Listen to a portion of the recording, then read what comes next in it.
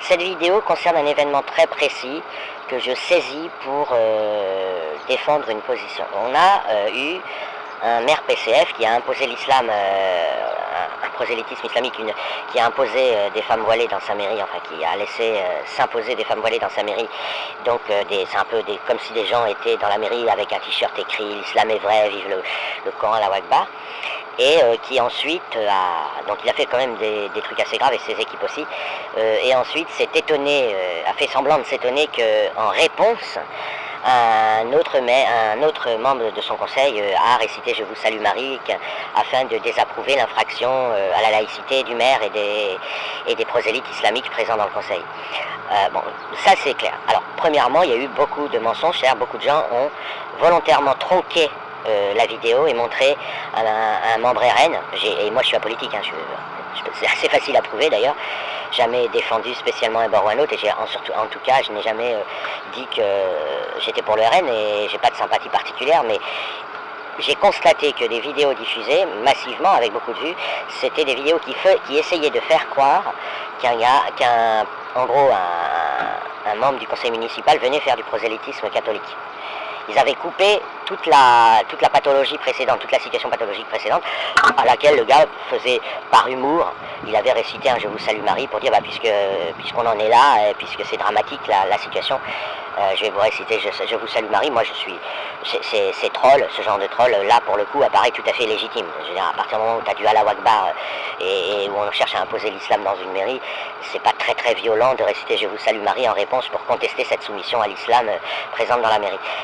Voilà.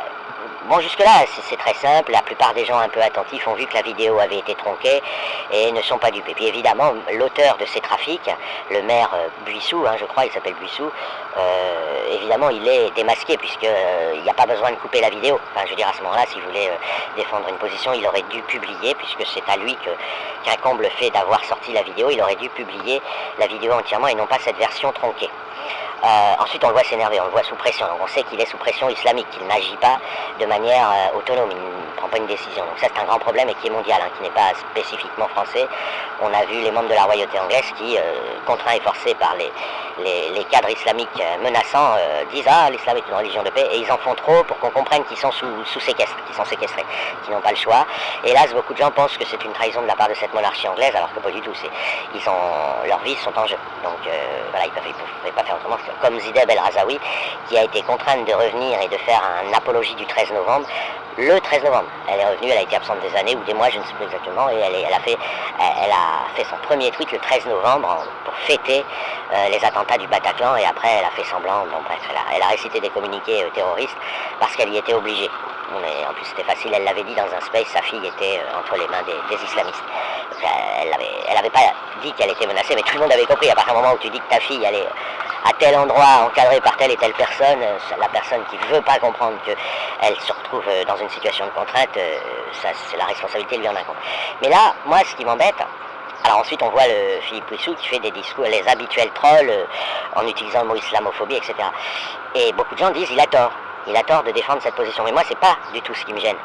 Parce qu'on sait très bien que c'est un slogan. Donc, les slogans, ça existe en politique, il n'y a même que ça. Et on sait très bien que les hommes politiques, ils mentent, les leaders politiques, ils mentent. Il n'y a même que ça, mais c'est souvent des mensonges qui ne mangent pas de pain. Il appartient à ceux qui les écoutent de vérifier les chiffres. Ils mentent souvent sur des chiffres, ils mentent souvent sur un optimisme. Ils disent en faisant ci, je vous assure qu'on réussira ça.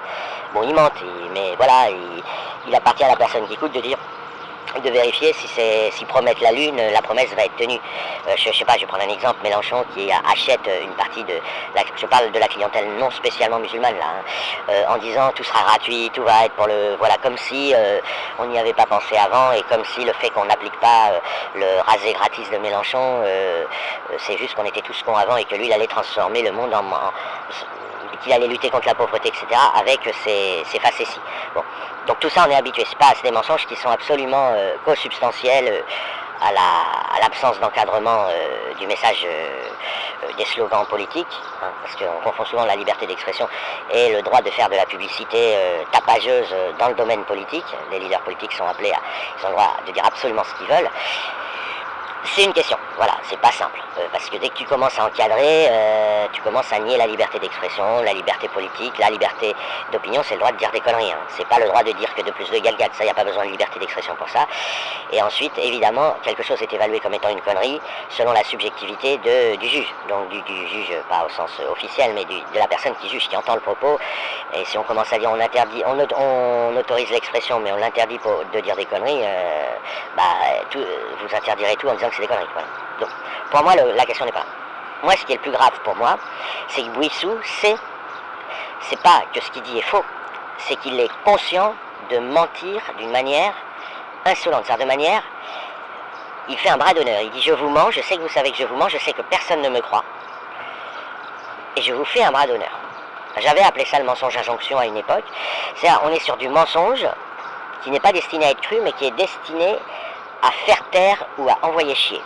Pour montrer que je ne parlerai pas avec toi, je mens, sciemment, je dis une énormité, et comme ça je pète toute possibilité d'échange. Vous voyez, un peu comme quelqu'un qui dirait, oui, tu viens lui demander des comptes sur la facture d'essence ou ses impôts, il répond, non mais vous savez, j'ai mangé 150 bébés au petit déjeuner, et ce soir je mangerai 35 grand-mères. Vous inquiétez pas, là tu comprends que tu as affaire à quelqu'un qui ne veut pas parler et qui utilise comme méthode pour ne pas te parler, je vais dire des dingueries pour que tu comprennes qu'il n'y a aucune possibilité, je ne m'abaisserai pas à te parler. Et c'est ce que fait Bouissou.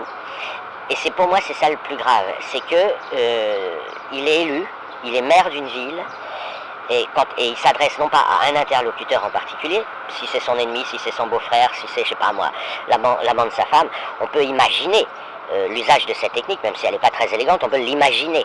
Elle n'est pas très...